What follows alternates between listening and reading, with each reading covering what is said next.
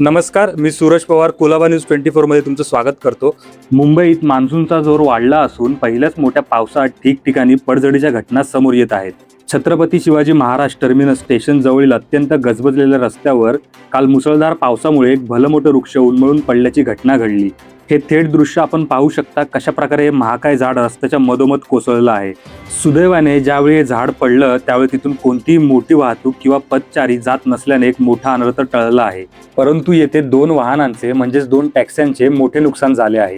मिळालेल्या माहितीनुसार कोणतीही जीवितहानी झाली नसली तरी टॅक्स्यांचे मोठ्या प्रमाणात नुकसान झालेले आपल्याला या दृश्यात दिसत आहे। या घटनेमुळे महापालिका मार्ग आणि DN रोड परिसरात वाहतूक काही काळ पूर्णपणे ठप्प झाली होती।